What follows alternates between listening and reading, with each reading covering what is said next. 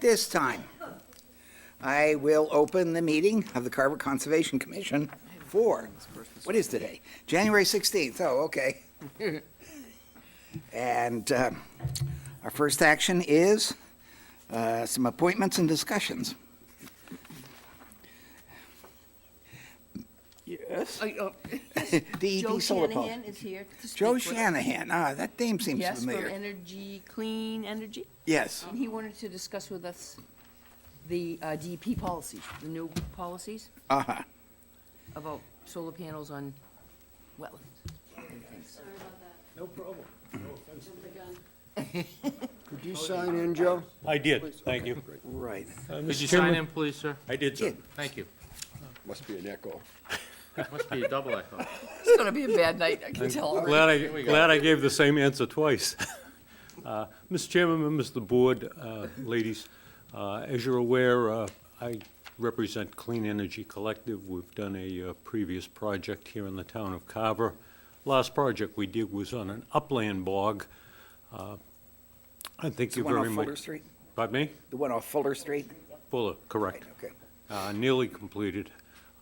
This commission, more than most, is aware of kind of the history of work on a wetland bog, work on an upland bog, DEP guidance, DEP guidelines, et cetera. But just very briefly, as I understand it, some time ago you had a project that came in, I think it was Paddock, that was a wetland bog project that came through town, was approved, and ultimately was approved as an active bog with vines being harvested as Yes. opposed to berry. Sometime after that, the DEP came down with either guidelines or guidance that seemed a bit less than favorable to doing work in a wetland bog. And for a period of time, those in our industry and a lot of conservation commissions, perhaps yourselves included, and have stayed away from the subject because of where DEP was on it. Recently, over the past year, largely because of the input of the Cranberry Growers Association, of which my company is a member and an active participant, in October, DEP came out with new guidance. I know Brooke's familiar with it, perhaps several of you are also. But it basically, the pendulum comes back again, recognizing the need to help these cranberry growers with some additional supplemental income, and possibly with solar farms being one of those supplemental incomes. The issue in the guidance is DEP now says, with local approval, it's not averse to siting a solar array on an active bog. The issue I'm here to kind of pick your brain about this evening is twofold. The first of which is how the commission feels about that new guidance at the local level as opposed to just the guidance at the higher level. The other aspect of it is a little more detail-oriented, but those guidelines came out and they're tied to the new SMART program in Massachusetts, which is, excuse me, an incentive program in an effort to create greater megawatts in terms of solar electric production. Because it's tied to the SMART program, it refers to active cranberry bog and the guidance for putting up these arrays. And if it's going to be an active cranberry bog producing berries, they've come out with guidance that the arrays now must be at least 8 feet off the ground level. You're talking dual use. Dual use.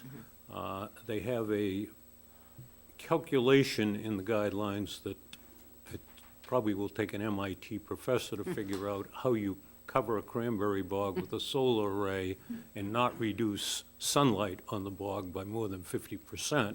But that's a requirement in there also. All of those requirements, however, are tied to what they call an adder.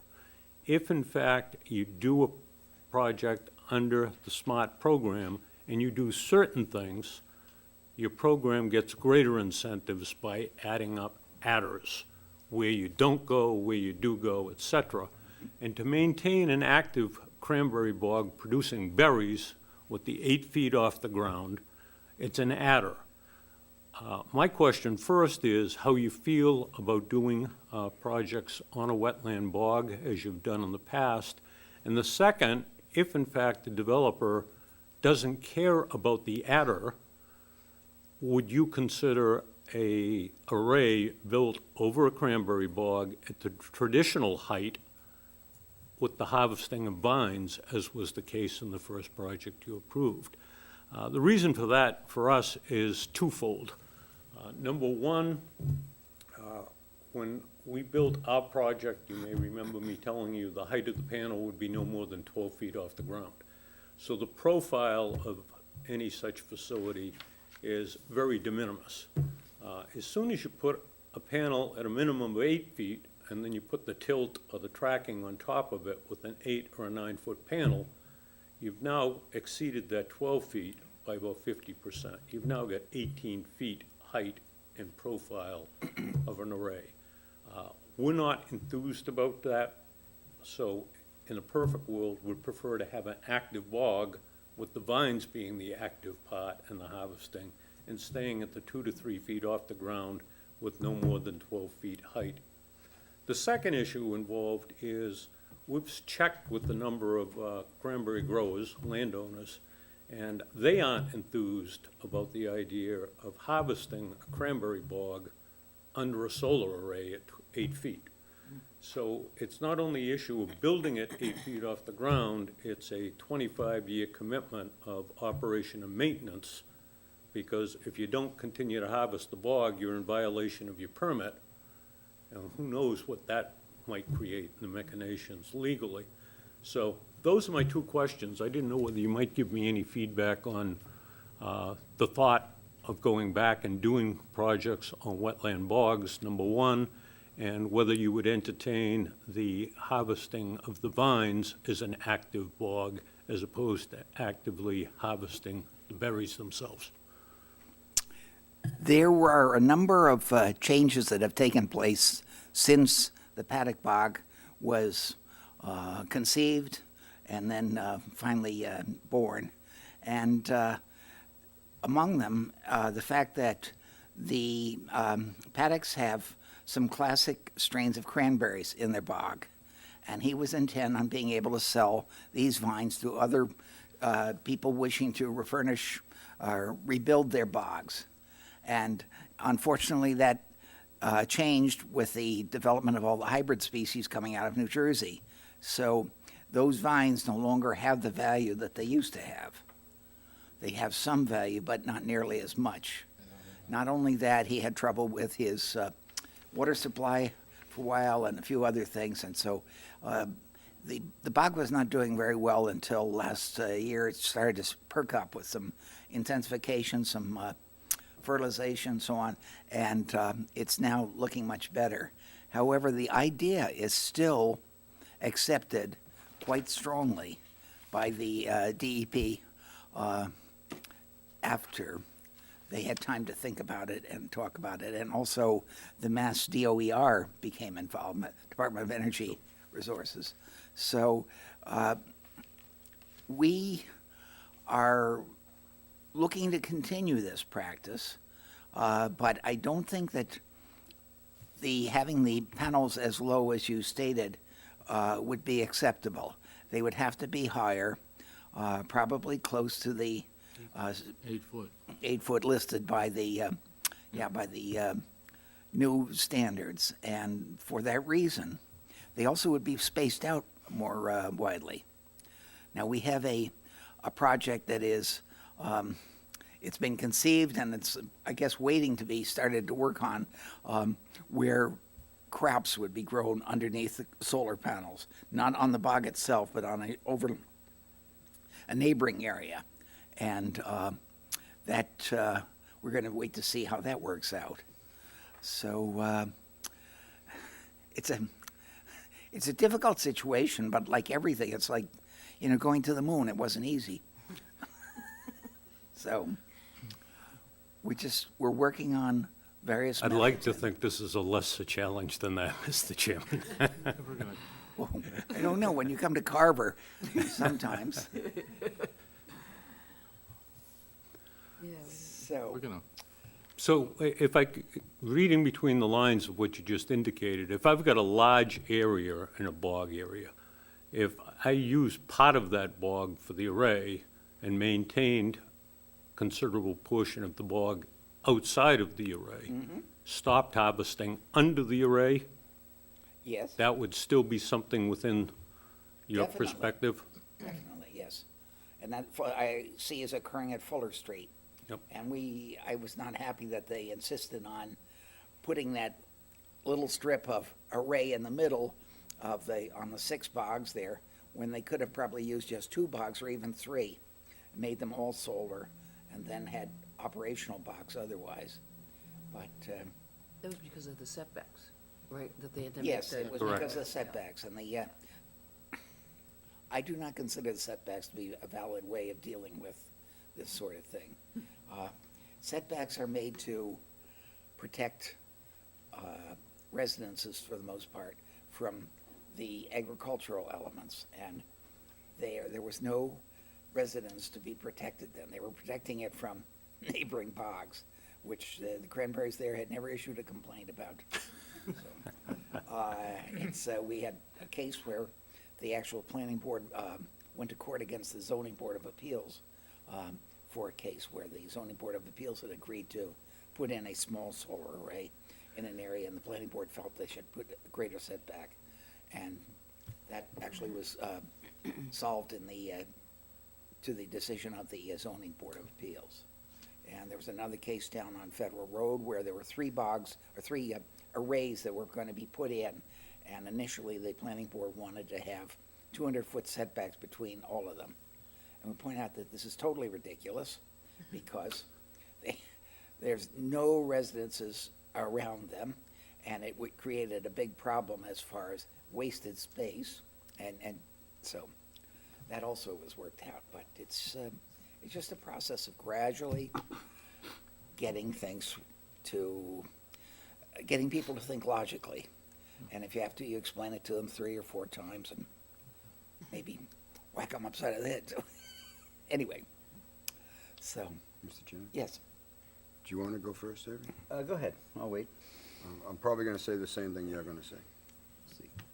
Dual-use solar in this town, as it sits right now, we're working on bylaws for it. That's public knowledge. The whole issue with solar, and this is only just me, I think the jury's still out. I think it's become an ongoing adjustment, because every time we write a bylaw or try to enact something, a new thing comes out, like the dual use. And now, of course, we're dealing with battery storage on top of the dual use, and then there's going to be setbacks, and we're issuing from a planning standpoint, not conservation, but how do we screen 16-foot solar panels?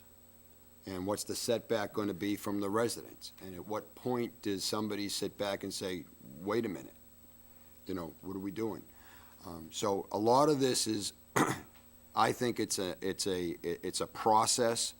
It's a report card that's coming out very slowly, because we don't know what the impact's going to be. And in fact, 3 of us are on that bylaw committee, and as hard as we're working on trying to create a bylaw that will promote the growth and still protect the town, I don't see that happening in one shot. I see that happening over a period of time, just because we'll write something, they'll do something, we'll look at it in real life and say, well, that was pretty stupid, we got to do this. So now there's another town meeting a year later to change and add and subtract and so forth.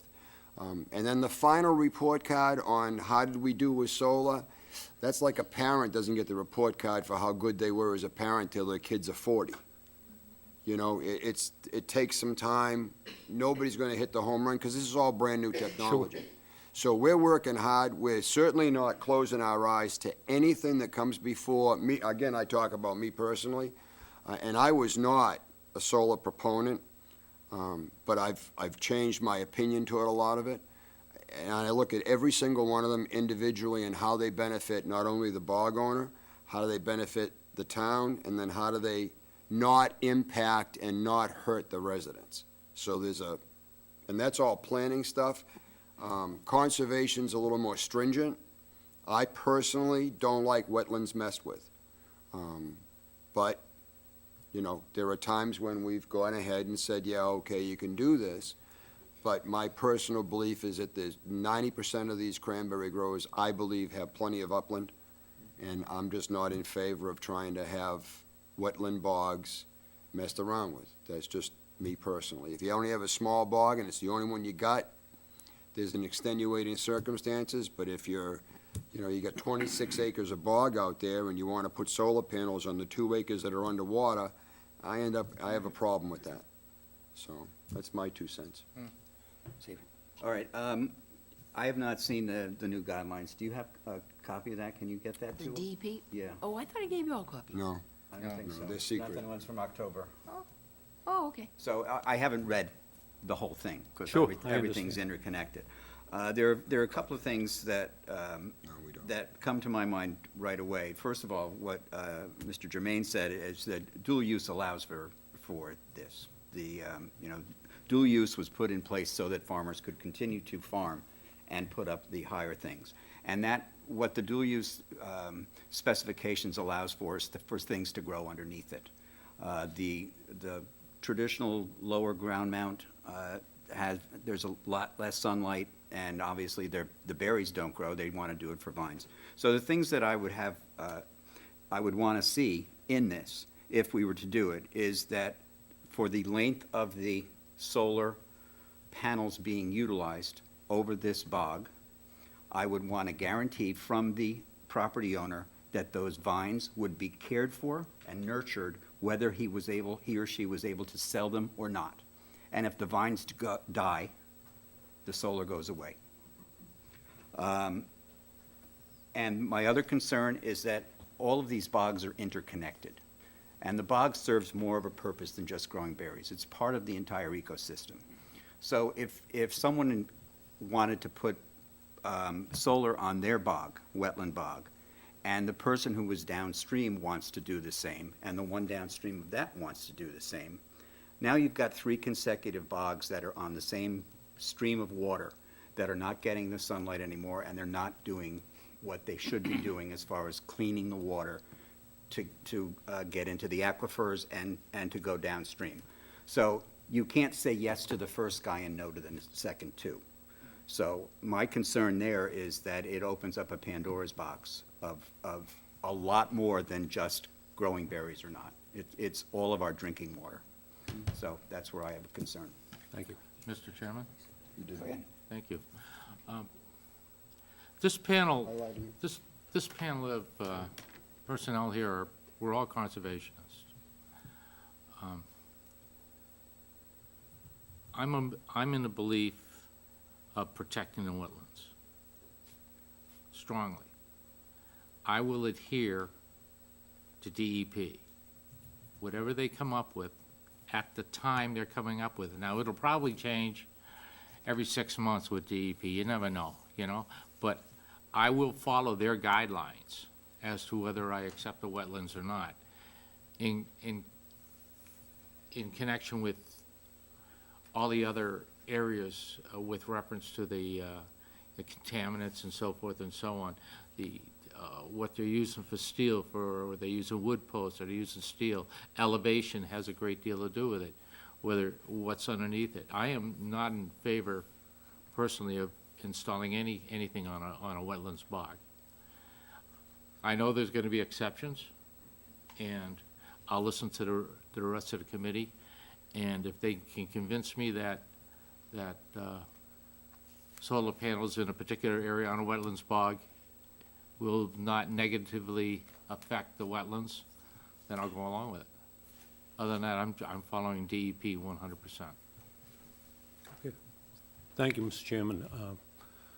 Brooke and I had a couple of conversations. I just thought it was foolhardy for me to start putting some kind of a plan together without having your perspective and your philosophical approach to this. So I appreciate all of your input, and we'll use it accordingly and respectfully. Thanks so much. Thanks, Brooke. Thank you for your time. I just want to say that we're not the only people that are involved in this sort of thing. UMass has a experimental project out in Western Mass, I think in Deerfield, where they are growing crops other types of crops under solar panels. Some cases, the solar panels are 12 feet in the air, and they're growing corn under it, they're growing hay, they're growing all number of things. The panels are widely enough spaced so that enough sunlight gets in that the crops flourish. And they're waiting to see just how well they do and whether this could become a new standard. The biggest thing is that much as some people still want to deny it, climate change is occurring. And it occurs because of fossil fuel burning. And if we don't do something to stop the fossil fuel burning, we are going to destroy the Earth as a habitable planet very effectively. It's a fact. So we have to do what we can to try and keep the air clean and breathable. And one of the ways to do that is to use solar for energy generation instead of coal and various other things that create pollution now. The federal leadership in this case has been pretty poor. They want to go back to coal mining and so on and so forth. Coal power plants emit all kinds of mercury, and that mercury is one of the primary causes of autism, various other things. That's one reason why they're trying to close down the coal plants. But we have to make continued progress on this, and that means slowly, because we're always working against resistance, and we used to do that, so why can't we do it anymore? All right. Enough of that. Thank you again. Have a good evening. Thank you. Okay. Okay. Okay, our next item is discussion on potential violations, 1417 Wareham Street. Where's those violators? I don't think they came. Oh, they didn't come. Well, Bring them in an iron. I received a complaint from somebody, 17 Wareham Street, said there was activities going on. I took a ride by. There are bogs there. There are some trees that have been cut and piled there. There's some other things. So I didn't speak with anybody, so I sent out one of the letters that we send out and said it to come to our attention. I asked them to come to the meeting. I didn't get the green card back, so it doesn't mean it didn't come, but they may not have gotten the letter, but it did go. And the fact is, no one's here. But the building commissioner has also had complaints, and his have to do with the whole selling of the firewood, and so I think there's a whole kind of wood thing going I on there think too. we're going to that- have to visit. Yeah, as a business, it's been running as a business, so that's kind of that's the 14 to building 17 Wareham. commissioner's Okay. thing. I think. Is there anybody here from that address? I think 14-17? he's in a butter. Butter, okay. Yeah. And could you So tell the us? sir, abutter could make it, but the violator couldn't, is that what you're telling me? Yeah. Basically, yeah, they're running a commercial business out of an RA district, Have you, RA zoning. have you brought that to the To- building yes. department? I Yeah. spoke to Brooke and To Bob, Bob as well about this, Yeah. they're aware. which really isn't our issue, but the Yeah. issue is the fact that there's bogs out there, and I don't know exactly where the trees were being cut. So there's stuff going on out there They've that, done- so no, I mean, they've actually brought a lot of material on site, logs from, it's a tree cutting company. Uh-huh. And every day they bring logs on site and they're stacking them in what is potentially a bog area. and you said they were doing work near the brook that's near you, Well, they've near cut a Cream bunch Brook. of stuff that is well within the buffer Yeah, zone. I mean, yeah. Very, not very good stewardship of the property. Where is this place? 17 Wareham Street? 14-17. So listed. Is it- Eric Johnson was. Yeah, with Johnson was the name on the thing I sent it to, Mark Johnson. and Ashley Souza was No, the. Scotty Johnson, tree clearing, is it? Wareham Street? No, this is different, it was Bayside or somebody. Nothing to do with it. Johnson. Yeah. Mr. Chairman, I think you should take a ride by there, and I think we should then issue a cease and desist. Get the building Okay. inspector in on that, wake him up, shake him loose, and get him in here, Well, Fuel up the APC? you know? we can issue an enforcement order. I absolutely would. Well, you have So to like I sit- say, I'm You not, gave them the You have nice to way do to an come in here, they enforcement- chose not to. right, I'm not sure, if they picked up the card, I didn't get the green card back. but Right. that, Number you one know. is we have to make sure they're in violation before we That's why I send said out the an chairman should enforcement ride order. by. So if Brooke actually goes and locates where the trees are cut from, and if you feel that they're within the 100 foot, Yep, if you need somebody to go with you, I can set Valor with you. Oh, Well, it's an okay. RA, and if they are bringing material in an RA. See, They bring a truckload, they got, maybe See, 12-foot But, trucks. but if they bring it in and it's not in the wetlands, we have nothing to It's say within the- about No, it. that becomes code enforcement, so we've Right, got. that's Yeah, not us. it That's becomes a not us. commercial operation, Right. which some of these things can be done in RA if it's done on a low enough level, some can't be. So So- again, we'd have to have the building inspector We ha- follow you're that right. out too. Right. Why don't you And get he's- with him and the yeah. two of you go look at Yeah. it, maybe take But- Jim and Yeah. Jim with you? Yeah. And for us to do an enforcement order, we have to make sure it's done within 100 feet of the Right. wetlands. Or anything outside that, we have no Right. Well, that's why I said jurisdiction. you should check it out and Yes, then yeah. issue a That's what I'm cease and saying. desist. I'll go with you if you We want. will. All right, we'll go take a look at Okay. it, okay. Okay. Take a look at it, no problem. Thank you. Okay. No problem. Thank you. We'll be down Thanks there, for your take a help on look at that, it Okay. soon. Okay, So- I didn't have to read the ads from the, sorry, from the newspaper. Really? For what? Because Deb kept the Didn't get it printed out yet. printed out part. I didn't realize she, be quiet. Okay, our first hearing for tonight is 196 Tremont Street. Notice is served by Gavin in accordance with the provisions of the Massachusetts Wetland Protection Act and Carver Wetlands Protection Bylaw, that a public hearing will be held at 7:15 PM on Wednesday, January 16, 2019, in Meeting Room 1 at Carver Town Hall, to hear the notice of intent submitted by Borrego Solar Systems, Inc. for the construction of a plus or minus 4 megawatt ground-mounted solar and energy storage facility. The proposed facility is located in previously disturbed bordering land subject to flooding. The 100-foot and local 65-foot buffer zone to BLSF and bank associated with an active cranberry bog requiring a variance under the Carver Wetlands Protection Bylaw. Proposed project is located at 196 Tremont Street. Assessors map such and such. Okay, all invited parties are invited to attend. All right. Right under the bus. So, please. Mr. Chairman, I wanted you to Yes. know that she was testing your eyesight because it's on our copies. It is. Yeah, It is. I usually It's give on you, our agenda. I usually give you a separate copy. But she was testing your eyesight for the fine print to make sure your eyes still Logged work. afterwards. I had nothing to do with that, Mr. Chairman. Okay. I have a That was set, pretty good. Right I off have the a big newspaper. full set if you want, or I have the smaller ones, it's probably We'll easier take the for you. full set up Okay. here and we'll want the big pass one? this one down. I have a couple sheets too that are colored up behind the aerial. Yeah. Sure, it has. You haven't got a small one, have you? Brooke has a small I one. have, We got the big one. Okay. Brooke and I will share the big one. So please introduce yourself, ladies and gentlemen. Thank you, good evening. I'm Sarah Stearns here with Beals and Thomas, professional wetland scientist, and with me is Zach Farkas from Borrego Solar Company.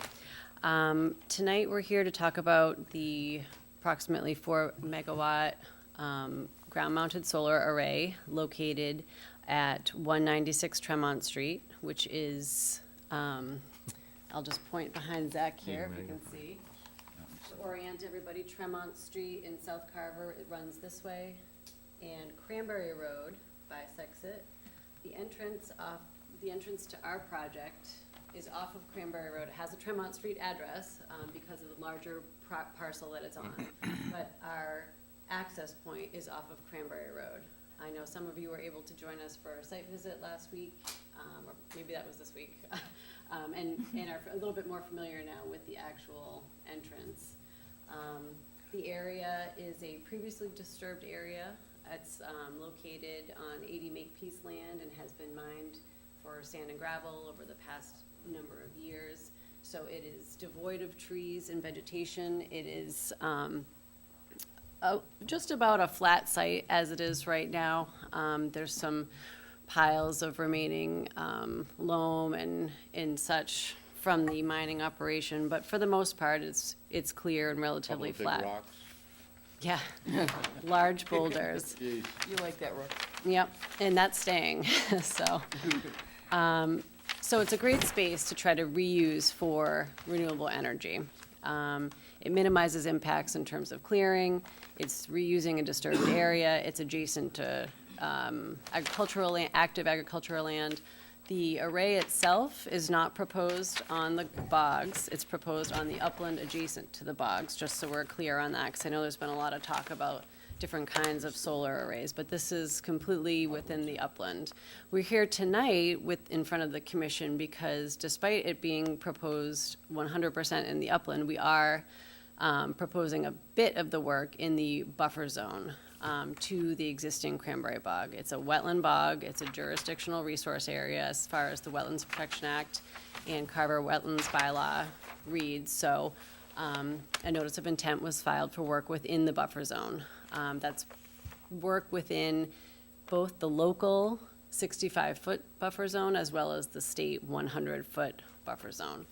All of this work in these buffer zones is previously disturbed, so it's creating the array on land that's already disturbed within the buffer zone. So, and I'll go into a little bit more detail on the plan in a minute, but the resource areas in question are the bog itself, also called BBW, bordering vegetated wetland, the bank, which is the edge of the cranberry bog, and bordering land subject to flooding in this particular area overlaps with the bog. So in Carver, there actually is a buffer zone to the flood zone as well. It's sort of lumped in together. So we just kind of put it all together, and I'll show you in a second sort of my lovely color-coded plan that I always like to bring to these meetings, just to kind of differentiate it all. So we do respectfully request a waiver, a variance, as the bylaw provides for work within that 65-foot zone. Again, it's largely related to creating the emergency access road, which is also the existing bog road. So work on that would be just to bring it up to standard appropriate for Carver Fire Department use in the event of an emergency and for access. One of the things that we've been talking about is how best to put a security fence around this array, and one of the things that we've done on past projects with Borrego is have a chain link fence with a 6-inch wildlife gap at the bottom. So we will plan to do that on this site as well. And we do have erosion controls located on the plans as well, adjacent to the bog. There's also a canal that we saw when we walked the site, well, I know I didn't get to be there, that connects this cranberry system with the upstream cranberry bogs that connect down this way. So this is upstream of it. So this canal kind of winds through the neighborhood up here, and we've located the canal and the culvert that goes under the existing bog road that connects those. So that will all be left intact and untouched. We don't propose any tree clearing. The site really is what it is today. There's a significant slope here that really very well demarcates the edge of this array, and we've got the bog on this edge of the array, array. So it's very well demarcated on the site. I guess I can show the plan now that I keep talking about.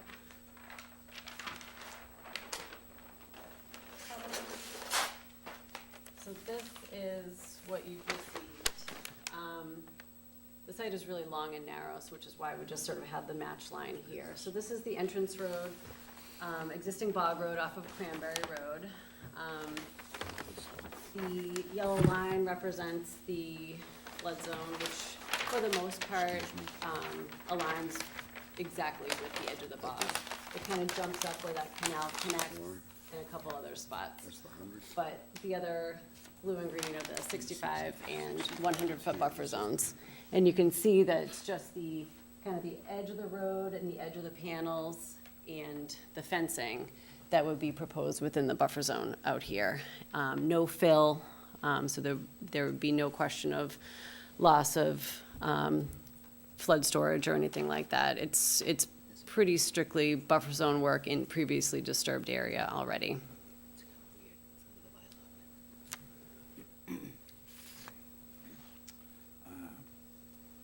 Any commissioners have any comments, questions at this point? I have just one question with reference to the culvert pipe. Yes. That runs under the road. Yes. My concern with the culvert pipe is the amount of traffic and weight going over that culvert pipe. we have no idea, and I'm sure you don't either, whether it will take that kind of weight or not. You know, there's some serious trucks that are gonna be going over that old pipe. And I don't know how many years it's been down there, but you know it's been there a long time. And I'm concerned about that being crushed and not allowing the flow of water going underneath there. That's, other than that, I don't see any other issues. But I am concerned about that. And I'd like you, if you could address it in one way or another with the landowner or something, Sure. to assure us that that culvert pipe either is replaced or installed or engineered so that it doesn't affect the flow of water in the future, because that's a lot of weight going over that, and it's just a culvert pipe, it's Right. galvanized steel, there's nothing to them. I have spoken personally with representatives from 80 Makepeace who operate these bogs. I've also spoken to the adjacent landowner who operates the upstream bogs. We had 2 phone calls on this particular issue. Borrego is also aware of the location of the pipe. We have sent a survey crew back out to the site to locate it, and it will be added to a revised plan set that will be kept on record with this commission as well as the planning board and the building department. That hydraulic connection is extremely important, not only to the upstream landowner, but also to this landowner. Exactly It is, so, yeah. it's critical for water flow during and after winter flood and for harvest, et cetera. And they have worked together seamlessly over the past years since Makepeace has taken over this property. And both have said it. They talked, as soon as I got off the phone with the adjacent landowner, Makepeace called them and they went out there and took a look at it. The thing I guess to remember is that right now, Makepeace uses that road for hauling sand and gravel out of there, delivering truckloads of cranberries down Yeah, Cranberry it's- Road. It's heavily used right now and almost, will be used less. Without that sand and gravel operation coming in and out of there, I think there will actually be less heavy truck traffic using that That was road. gonna be my comment. Yeah. If they've harvested sand out of there, then they've had umpteen tractor Probably trailers the going in heaviest and out loads, over that culvert right. pipe. If it was gonna cave in, it would've caved in long before Right, now. and the 45-foot Then- trailers full I of don't think cranberries. that's- And this is, yeah. you don't feel that this is an issue? I don't believe it's an issue. Okay, fine. And if it were to cave in, it would be only to their benefit to get it fixed as Right. soon as possible anyway, because they recognize the need for it. Right. What It does would, that show on the plan, Sarah? it's not on that plan. okay. We had to go back out to make sure we located you, it Al. properly. That's just my, because you said it's a harvested area. They've taken sand and gravel out of there. Right. If they've been drawing material out of there, they've been running over this thing for as long as they've been pulling Right. material out of there. The other thing to remember too is that this will become the emergency access Right. road for Carver Services, emergency services. It's the access road for Borrego's long-term maintenance, which is not heavy truck traffic, but that's the road into this array. So it's in everyone's best interest to make sure that this is stabilized, it continues to flow as it is today. We are proposing underground conduit as part of this road construction, so the folks at Borrego are well aware of this and the fact that, this needs to be maintained, and if there is a problem, it will be repaired right then and there. So we've all talked about it, and again, with the upstream cranberry grower as well. We could easily put that in the order of conditions anyway, that culvert pipe be Yeah. maintained. Yep, It's a Yeah, simple, put them- absolutely.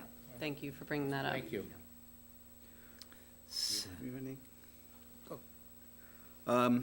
I have a question. It's probably more of an education for me than anything else. I notice on the solar arrays themselves, if you're going south to north, I'm going to say rows 6 through 22, those are farther away from the east fence than the balance of the panels. Is there a reason for that?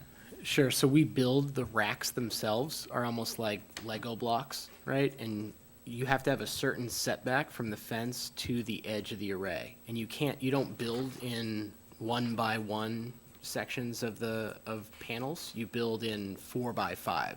So they're quite large racks, and it's likely that we couldn't fit one more rack without breaking an electric code rule of getting too close to the fence. If What you're- about shifting them to the east so those last couple of panels that are in the 65-foot are no longer there?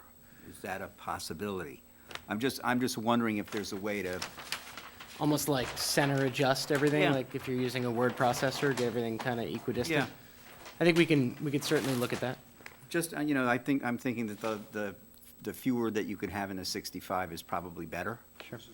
But, I mean, it looks to me like you have room to shift them. What we're doing for the planning board is we're actually, and you probably don't see it on this plan, you'll see it on the revised plan, is we've actually shifted the fence 5 more feet to the east in order to make some room for some plantings, in order to break Okay. up that fence. So what that's gonna do is it's gonna push the fence and some of the modules for, we're gonna push everything over. Granted, it's 5 feet, but when we do it, when we kind of put pen back to paper for the final plans, we can basically, I can have everybody adjust the setbacks off the east fence instead of the west fence. And you'll see. Yeah, I think that would just, that would get some of That's a the good point. panels out of That's the a good point. 65 and be less intrusive. Sure. Thank you. Am I wrong? I don't see any of the panels in the 65. Yes, they are. Yeah, the color, show, What am I see the missing color. then? Well, It's a you see her couple. color, it's easier to see her on the color. This is yeah. the The 60. 65, No, that's the fence. it Here, says no. 65. This is the 65, this dotted rule coming right through here. Oh, So you've okay, got all two right, sets all right. two sets of panels, almost, Yeah, I'm it's- only it's good not- when there's crayons in color, know. you know what I mean? I hear it's confusing to see all the lines start to overlap. So the yellow is the flood zone, Right. okay? Right. The blue is the 65. The blue is the 65, this blue is the 65 offset to the flood zone. This blue is the 65 offset from the bank of the bog. Right, So- so so actually, this is the a- entire this- array is gonna be touching on the 65. Well, by well, this. it's just you a can couple of just see panels. the edge. And- Right, And yeah. But honestly, they're all touching on it. Yes, so that's what, I mean, Most if it of could be the moved work- east a little bit. most of the work in the 65 is related to the road. The road. Which is is pretty much a already road, there, yeah. Which is already road. Yeah. So Right. it's, some of these panels do kind of lead into that 65-foot. And remember, it's 65-foot from an active cranberry bog. Right. Right. It's, Which is more significant than 65 from a flood zone. And it's I- right Right, up, but they're- and the entire access road Just is to on us, anyhow. 65. The 65 from the flood zone, that's a little bit. yeah, the flood zone is a And the little, bylaw. it's a little strange. Yeah, There's it a is a flood- little strange. There's a buffer to the flood zone. All right. Okay. So I that's- also just brought this, just to quickly go over this, this is a slightly revised version. And this is something we've just been working on through the planning board process. And now just the only difference, and we talked about this on our site visit for those of us who were there, we've added just some turnaround areas for the fire department. So they have access, there's just a wall of earth on this side, so we're not getting a road all the way around it as they typically would like. So we've tried to work with them to incorporate access as much as we could. And the inverter and battery storage has been moved from this area to the center of the array and sort of tucked into the Okay. middle portion a little bit more. So those are kind of the big differences in the plan, from the plans that we had submitted preliminarily. And that was really it. I colored the one that you have in front of you, just so it made a little bit more sense, but the panels got a little bit more justified in this one too, didn't they, Zach? Yeah, I see, I can tell There. from here. Yeah. That- Oh, and this is the rock. There's the boulder, which has been worked Preserved. around So- with the panel layout. I think that Saving the rock. we should note that the reflection of these panels are not facing Termite Street. Correct. So all you see is kind of like an edging. Correct. Okay, thank you.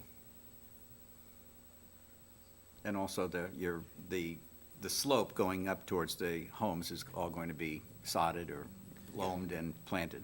It would be vegetated, yeah, yeah, not so- sod. That's why I changed We want my all wording. pre-cut, right. yeah. Yeah. No, Exactly. but loam and seeding and. Yeah. So that's gonna Yeah, and help that quite a once bit. the excavation ceases, I mean, we know how things seed in and start taking over and vegetating with saplings almost immediately too. So that will, help enhance the stability of the slope as well. It's important for us that we stabilize that slope so there's no erosion down into our. Yeah. You don't plan on doing And anything also from underneath the other neighbor, Laura, the solar array they want itself, you to though, or read other it than into the record. leaving I it with think a lot of sand? Is that stuff what to you help plan on us. doing?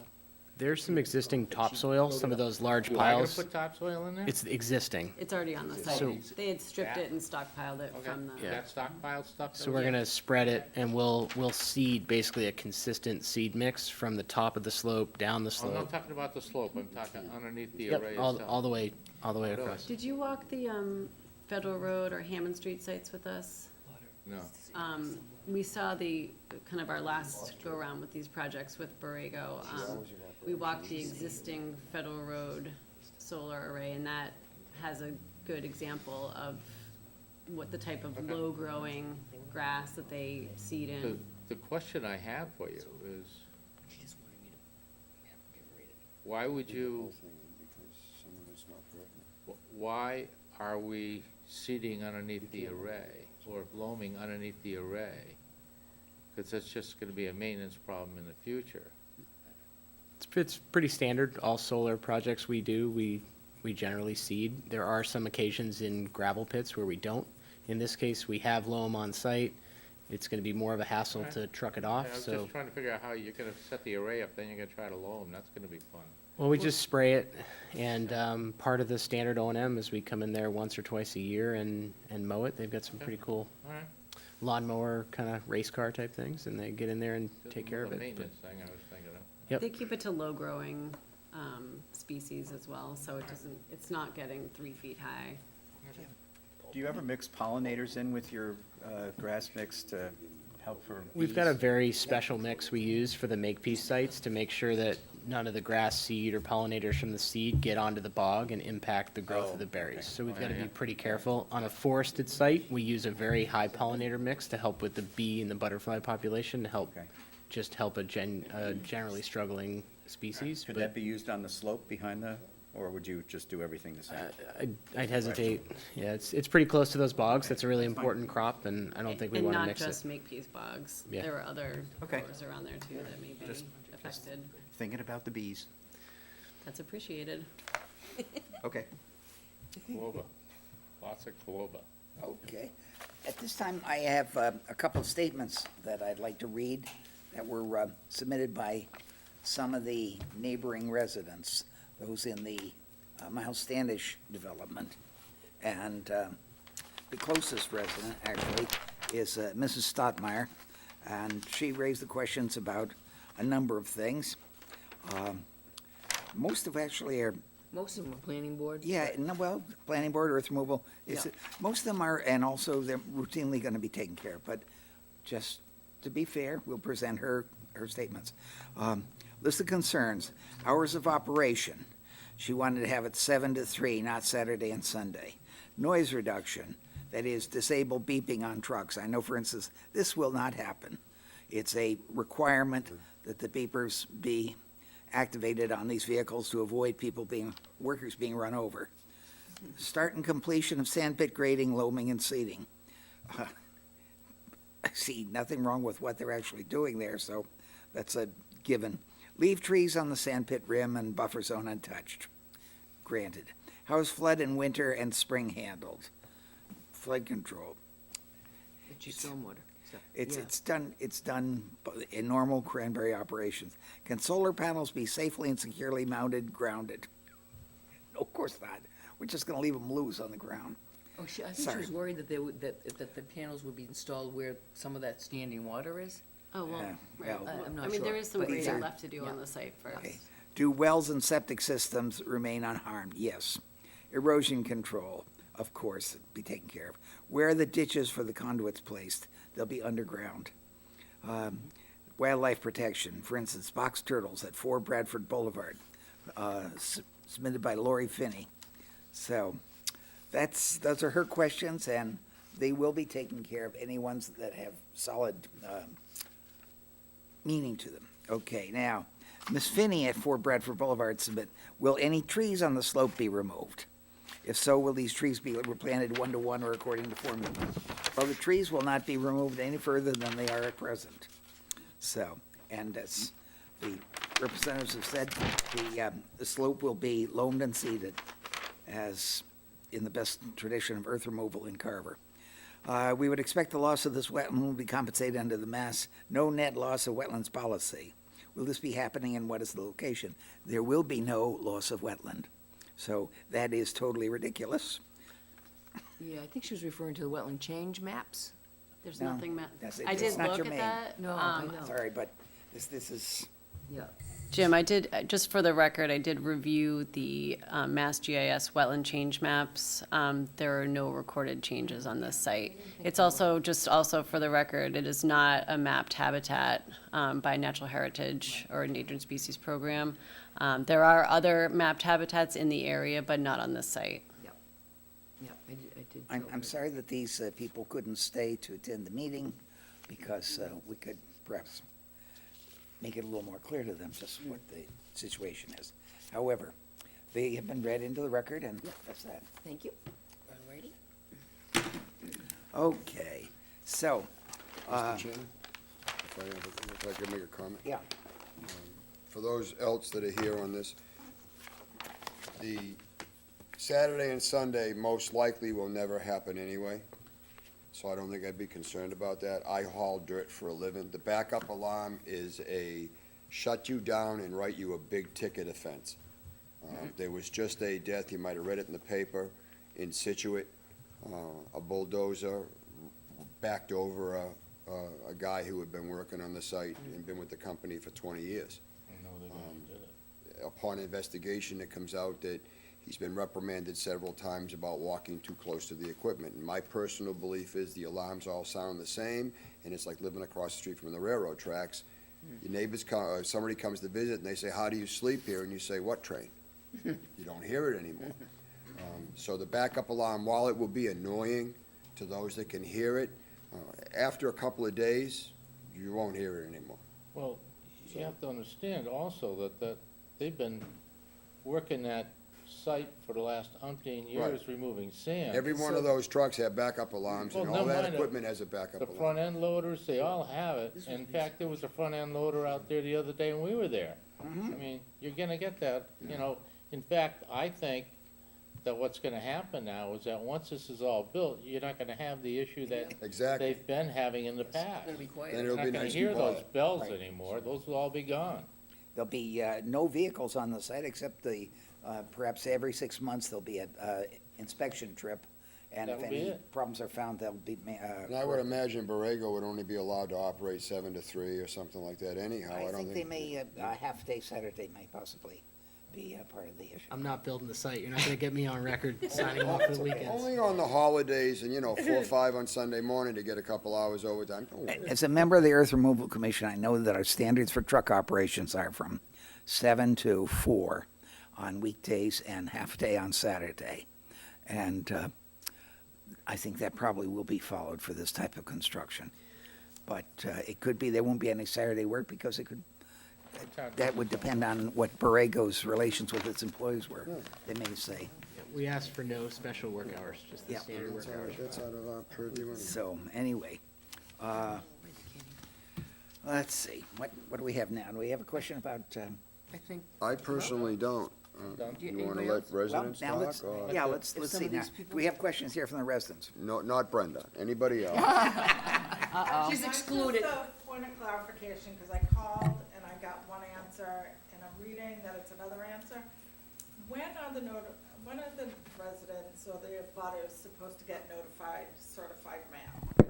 You would have not been notified by us because you're not within the 100-foot. 100 feet of where? Where the property is, or? Could you just identify yourself for the record, please? 28 Pine Ridge Way. Do you want me to answer? Yeah, go ahead. Go ahead. Sarah. So, Beals and Thomas, the company that I work for, is representing Borrego for the permitting portion of this project. So we filed the notice of intent that we're discussing tonight with Conservation Commission. And as part of that permit application, abutters within 100 feet of either the property line or the limit of work, depending on the size of your property, are notified via certified mail, telling you about the night that the hearing opens. In this case, since the acreage of the site is so large, it qualifies for notification from 100 feet from the limit of work. So abutters for this part of the permitting process were predominantly the folks that live in the Miles Standish neighborhood and the landowners or homeowners within 100 feet of the actual proposed work. It's different than the planning board process where there are no, it's very black and white. Anyone who lives within 300 feet of the property line gets notified. So the abutter notification for each of the two processes that are going on right now are a little bit different. So some of you may have gotten notified for one and not the other. Others would have gotten two notices. So that's why there's a little bit of a difference. Two different sets of regulations. Can you ask your planning department or building department to know that? Because I got 100 feet from the edge of the property when I called to question it. Right. Well, they're not It conservation. would be the same thing, Brenda, that she's saying, that 100 feet from the edge of the property that's going to be worked on. But to me, 100 feet of the edge of the property is the entire property. No, She's Right. It's saying- only the area, She's saying from the area, but that's not what they told me. Right. They told me the 100 feet of the edge of the property. The planning edge of department the may not property know that's that. being I asked worked about on. conservation. Yeah, the girl from planning may not have known the difference, Sarah. I'm thinking is that. Right. Jill didn't know the Right, difference. it's a part of the Wetlands Protection Act that, basically, it used to be all projects that are in Conservation Commission jurisdiction notify abutters within 100 feet of the property line. But over the past few years, the state has modified that because what has happened with large properties, say you have a golf course or a 500-acre agricultural property, and every time you do something that's within the jurisdiction of the commission, you have to notify half the town practically about something that's miles away from the, so the state realized that that was, becoming a hardship for not only the applicant, but it was annoying for abutters who live near, the airport, let's say, in Plymouth or Carver, always getting notices whether they pertain to, something that's right near you or not.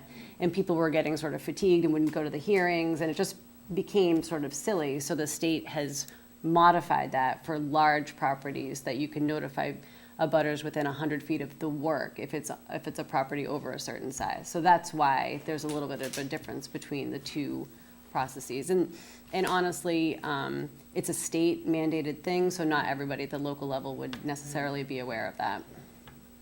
Does that help you? It does. I'm just asking the board Well, to just- tell them, Yeah, they probably to did. give the proper answer when you Yeah. call. When you call in, ask for the conservation department rather than the taxation area or anybody else. planning. You have to go, planning wouldn't even have the proper answers. Go right to conservation. We'll be glad to tell you the answer. I may not have been there when when Brenda called, so. Yeah. So they took from, what's normal is the 100 foot. But in this case, with such a big piece of property, like you Yeah, say, there's the right. difference between. But they don't know. Right. All of the employees in the town hall, with the exception of one or two, are on a part-time basis. Our conservation agent only works, 19 hours a week? Yeah. And so she's not here all the time. And those answers that she particularly knows would not be available except if you talk to her. However, Or if you leave a do message. come in and maybe, or send a letter in and ask what's going on here, you should get in, we should be able to give you an answer back on it. And if you call in and leave a message for Brooke or for the Conservation Department, she'll answer it when she comes in, I'm sure. But, you have to get to the right department. Again, with And as all far- bureaucracies, you have Well, to you get to can the right email me department. anytime too, because I get my emails, my cover emails I at guess home. I just figured, Yeah. they would know the answer. Right, they you do. know. No, the left hand never talks to the right hand. You know better than that. I just think it's a sad rule when it affects us, our neighborhood, that we're not notified, and people that will never see it are notified. Trouble is, there's two separate sets of, you know, like, we get frustrated because we can't deal with screening and so forth and so on, and I bite my tongue because I want to say, well, this is great, but how are you going to protect these residents from looking at this thing? And then, you know, that's a planning board item. It's not in the purview of the conservation. Feel free to call and ask for Stephen Cole. Stephen's the planning director, and he'll give you the who, what, when, wheres, and whys on the planning end of it, so maybe it'll alleviate some of the, but we're running, like Sarah said, we're running with two different sets of regulations to deal with each individual thing. I always thought that on these items, the two boards should be one, to make the process a little bit easier, probably drive people like Sarah crazy, but, No. you know, planning and conservation in one whack. So how do the two of you work together? We hate each other.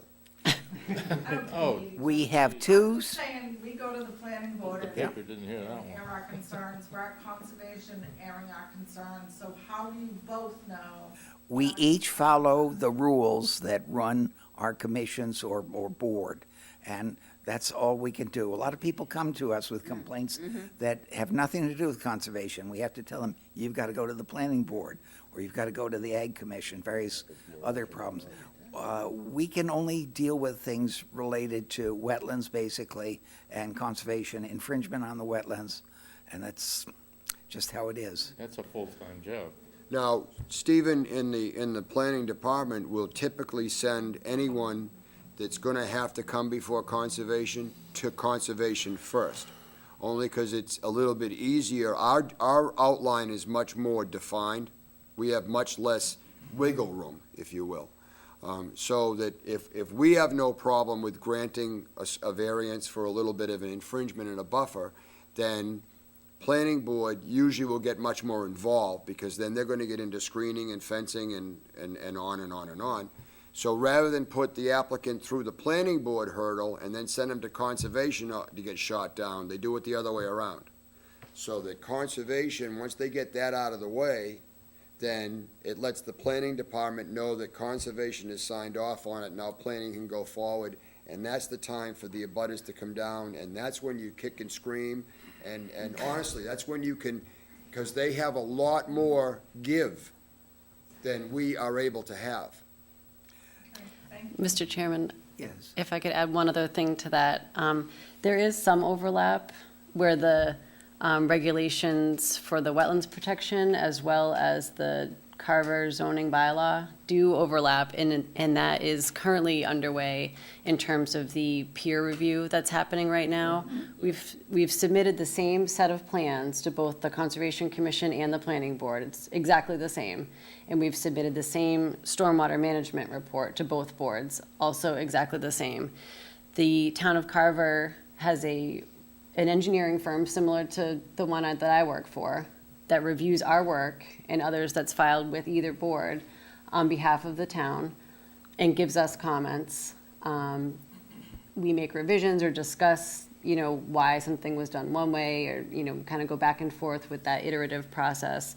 And that relates back to both what we've submitted for the Conservation Commission and for the Planning Board. So we are working with that peer review engineer right now, and that will affect the outcome of what happens on these plans and how stormwater is managed, which falls under the purview of both boards, so.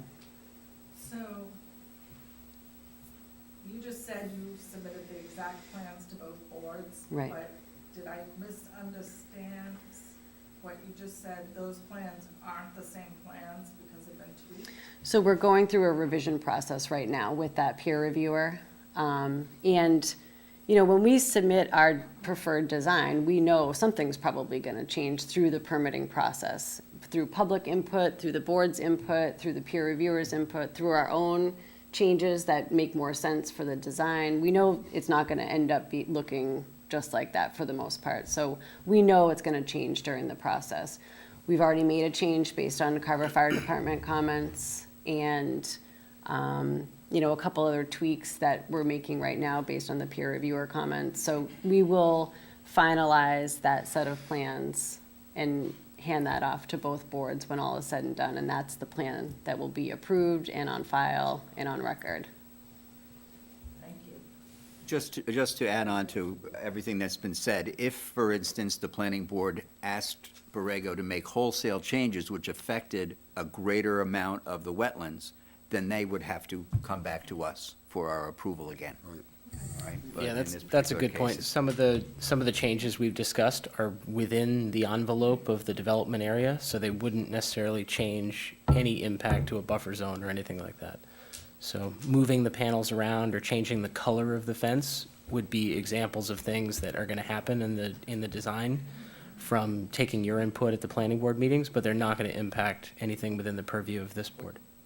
She's revising the plan. And to probably answer your very first question, I'm sure Brooke will let people know in town hall about from the work area as opposed to the property line, as being, in certain instances, for the conservation.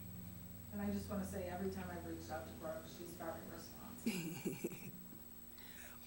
One thing, Sarah, if these changes that the planning board or the peer review comes up with do affect wetlands lines, so you realize you will be coming back to us again. Yes. Now, I think that we could close the hearing on this now, but then if you have to come back, we'll just have a new hearing. Mm-hmm.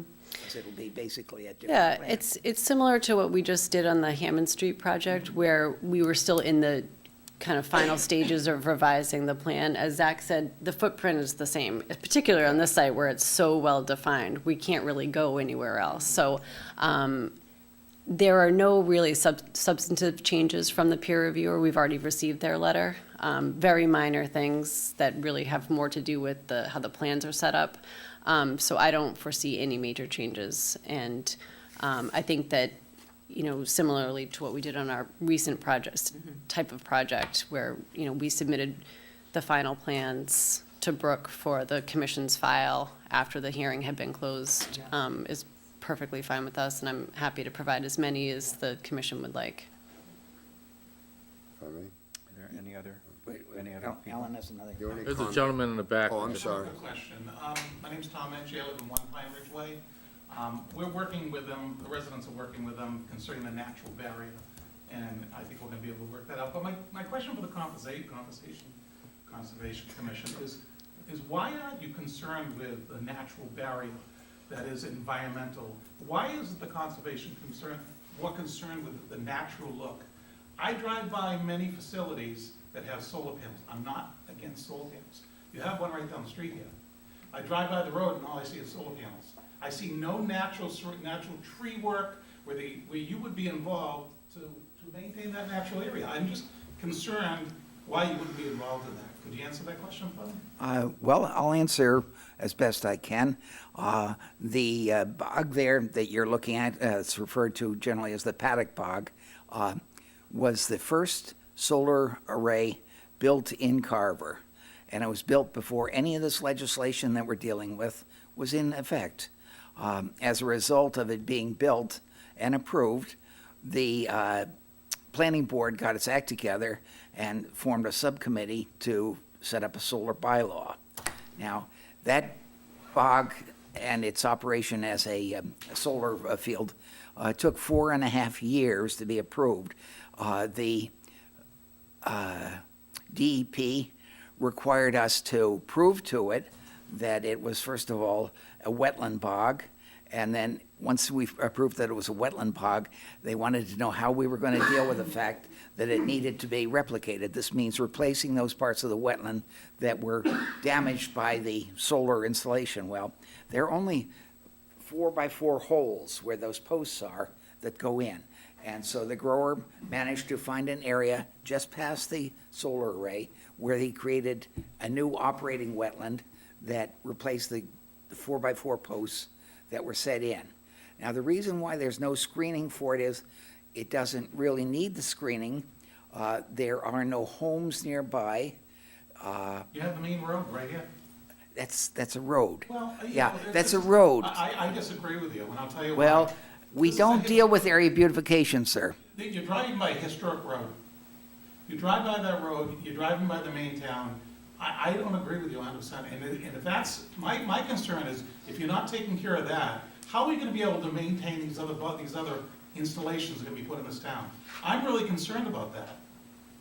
I'm concerned about it also, and we're doing our best to do it. However, protecting the view from the roadside is not a Conservation Commission practice. It's not, for most people in Carver, it's not a concern. There is so much junk along the side of the road that is already there that I don't consider that solar array to be a problem. It's natural. I don't agree with you. Then we've agreed to disagree. We agree to disagree. If I may, Mr. Chairman? Yes. I tend to agree with you, but we don't have the authority. This comes back, I'm not trying to throw the chairman under the Because bus in by any means. the next 5 or 10 years, it is gonna This explode. comes back to the planning board is the only one that's dealing with the screening as in the bylaws. So we But I don't can't want- address They it. are working with us right now, and the And development, I appreciate that. As much faith as I have in Sarah and in Borrego Solar, and I have nothing but that, but you know I hate the word precedent, and I don't want to set one. I am personally not in favor of closing the hearing and issuing an order and then give us the updated plan after the fact, not because you won't do what you say is going on, but because the next 4 guys won't do it either, and then there'll be big changes and it's already issued, and now we're off to the races again. And we're already having some issues with wording in certain bylaws that's been run away with, and at this particular time, me personally, as much as I trust you guys, it's the next guy that comes behind you that we don't know from a hole in the ground Sure. that's gonna try to say, well, you know, you did it with this case, we have some minor modifications, give us the permit and the variance, and we'll provide you the drawing later on, and then all of a sudden, what's this? It doesn't look anything like what you originally provided. Yeah, we had to change a little bit more. Well, it's already done, and how do we put that back? You know what I mean? So, I would be, if you can get the adjustment to the drawings for the next conservation hearing, just so we can see it, I don't have a problem with doing something at that time, but personally, I'd like to see the final product, and then we can approve the permit as drawn. Is that unreasonable? It's completely up to the commission. I mean, we'd have to put the, I agree with Alan. we'd have to put the revised plan in the order, you know, in the order anyway, to have the correct plan, so. And I think you still have to go back to planning again, right? We have our next planning hearing on Tuesday next week, so we plan to have revised drawings by that meeting. So we will certainly have them in So time we for the could then next hearing. schedule another I'd like to see conservation it We, hearing. we have one on the 6th. We enjoy seeing you, that's what. It's great to be here. I'd like to, I agree with Okay. Alan, I'd like to The next see one's the final February plan. 6th. Jim, how do you It's only feel? 2 weeks off. February 6th, okay, that's our next hearing anyway. I asked Tim. We can how he continue it, felt. we can continue it until the 6th. It isn't, you know, it's not You a, don't see it as a it's serious not a problem. year away. No, And that's it right. At this wouldn't be point. long, you just would have to say, So- this is how we revised. What do you think? How do you feel? Do you think that would be any kind of a serious inconvenience if we continued you? We should ask Borrego, since they really, It's certainly our preference, but I'm happy to go along with the will of the commission. I think 2 weeks is 2 weeks. We'll have a revised plan. As I said, it'll be nice for Okay. us to say, see, we did what we said, Conservation meeting and then at we'll see you then. 7 Good. PM. All right, so we'll Okay. continue. So let's Then have I a would motion to like to, continue. I would make a motion that we continue this to the next conservation hearing, 196 Tremont Street, notice of intent, SE-126-576, Two. I will second, to February 6th. I will second that. Okay. It's been moved and seconded to continue this hearing till February 6th, 2019. All those in favor, please say aye. Aye. All those opposed? Aye. So we have it, a vote of 3-1. 3-1. thank you. Okay. See you on I'm the 6th. sorry, it just, Okay. Don't be sorry, But it's okay. that's it for the moment. Thank you all. Thank Talk to you. you tomorrow. I mean, it's been a minute, because I won't get rid of that. Holy, Hello, Brenda. Thank you. welcome. take care, Brenda. Thanks for coming and participating. Hey, That's did the you ever important put thing. those trees in up there by the water? Did you ever put those trees in? Oh, the tree, Yeah, we're actually waiting for a response. We do have some in there. You have them in? Good, yeah, come in. I'll drop by. Did the post okay. get put out in the markers by any chance? Yep, we moved the marker. Oh, good. good. We're in good shape. Yeah. What'd they do with that old house that was falling down beside you? Still sitting there? Still there. Still falling down. Is the Is it tree, good? The tree house came down though. Harold did all kinds of research on this. Time for a bonfire. You need to condemn the purple building, Yeah. get it out of the pond. Thank you. We lost our audience. The purple building? That was quick. yeah, the one, Yeah, there was I one that think was, that yeah. old- one on the pond. There was- Oh, that's right the on broken edge down there. one. Yeah, That old broken down, dilapidated thing Yeah. that's still, yeah. That we spent Oh so my much God, time you're visiting. the only one left, Jamie. Oh, Sarah. Sarah's got another Okay, one. Sarah's got another Okay, one. now you can read it off the agenda. Read off the agenda? Yeah, you You don't have to sure? And we now know you can read this fine print, so you can read it I off the tested big you. print now. You passed the first test. Zero South Meadow Road? Yes. You passed the first I don't test. want to read it. You don't have to, actually. Let's just do it. Let's just do it. I know.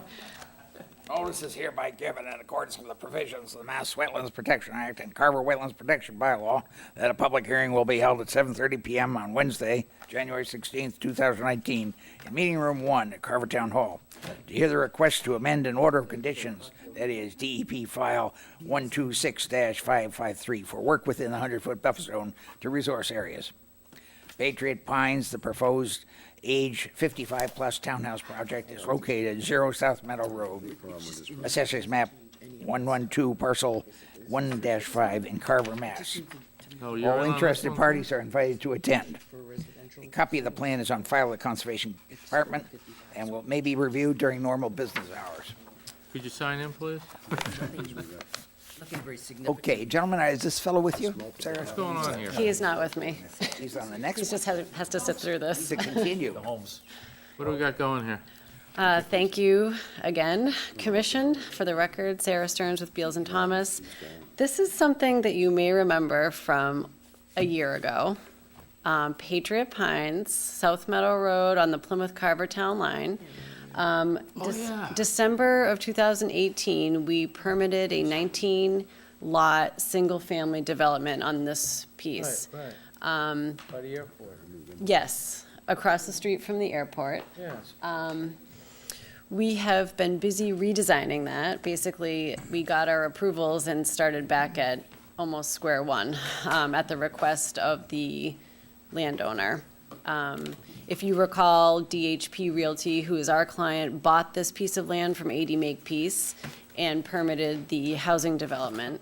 And then really kind of took a look at what the housing market had to offer and decided that a 55-plus condo development would be a better fit for the community, where we have very few of those, other than the one that just left. And it would be more financially feasible to him and would work for this site, particularly given the kind of long, narrow, constraining area that it provided. So we've been back to the planning board. We recently were issued the decision on the project for that. And what we've requested of you this evening is an amendment to our existing order of conditions. You may recall that this site was predominantly upland. There are some buffer zones that extend onto the site from off-site resource areas, namely 2 irrigation ponds at the golf course next door and the still owned 80 Makepeace bogs off of Wade Street. So there are a couple of areas of buffer zone that's projected onto this property. Very little has changed in the way of Conservation Commission jurisdictional areas and work therein, which is why we went the amendment route. What I brought is an aerial photo that shows the proposed development, and it's highlighted in blue, the proposed work within the 100-foot buffer zone. There is no work proposed within the 65-foot local buffer zone. And this is the whole- isolated vegetated wetland that is the only wetland resource area on the entire 30 acres. Is that vernal pool, I think you Oh, called no, it? It's not a vernal pool. It was a little pit. It's a puddle. It's barely a jurisdictional wetland, I will say. It is an excavated area that was left from something that has wetland vegetation and sort of borderline hydric soils in there that we called jurisdictional. Do you remember going out to that? I don't It's a think while ago. I don't think Ellen was on the, we were. Oh, you may not have been. On the committee. Yeah. We'll have to take So it was another walk. late 2018, This is say where you know the hole. I The little do. hole. or late 2017, excuse me. Pit, the pit. The wetland pit. It was a pit. Okay. I wasn't involved in it. Oh, okay, right, Yeah. that makes I sense. just want to see what's going on. Okay, so this is South Meadow Road That's here. not on there. Entrance, all of the roadway infrastructure was already permitted, so the major infrastructure was done, and then we had 19 single-family lots throughout the site. We've basically just reconfigured it and What kind of cut homes it are up going in there? differently, More and trailers? we've maintained a larger tract of open space to be They had preserved, trailer for which really has helped out, with the neighborhood over here. They really had some issue with clearing associated with the single-family homes. They were not pleased about it. It did end up passing, but without appeal, but this was a much more palatable design, particularly for the neighborhood. And, given the tract of open space that will be preserved, our numbers were much higher than what's required of this type of development, so that was really nice, to be able to do that and kind of focus the development on the golf course side of things, which is very happy about it. The golf course couldn't be happier to have people who want to have the views of their land and, potentially walk next door and play. And as I said, we were issued a decision recently on this, through the special permit and site plan review process. So again, we're talking about buffer zone to off-site resources, including an active cranberry bog and 2 irrigation ponds, and then the small IVW that's in the center of the site. And you're still going to do a little work down by Wade Street where the access road comes in? We are still required by the fire department to have that emergency access, so, nothing down here has changed, so I didn't even Right. bring that up. It's exactly how it was, permitted earlier, so there's no change to the access road from what we've already discussed. Right. The only changes are on our site proper. And again, we had work, there was a house lot within the buffer zone here, so who knows, whomever the home builder ended up being would be back before you with whatever plans to do, the actual development, but the roadway that was permitted is almost the same. It's the same length, it's the same width, but it's a slightly different curve. So, that was kind of the big thing with our conservation filing, our original NOI. It was for the road, the subdivision roadway, and then, any house lots that were within jurisdiction would have been back before you anyway, with their own NOIs or RDAs. So, even though it looks quite different than what we talked about, the jurisdictional areas are essentially the same amount of work within the buffer zone, so. So we submitted the letter with kind of a comparison of the work and a pretty detailed discussion of what is proposed, and I included the original order just so you had it handy. We've notified abutters within 100 feet of the property. And that's really, do you need that? I'm in the middle of something here. Yes, We're good. You can take it. We're good. This is a great project. I have to abstain from the votes. I was not involved in the original.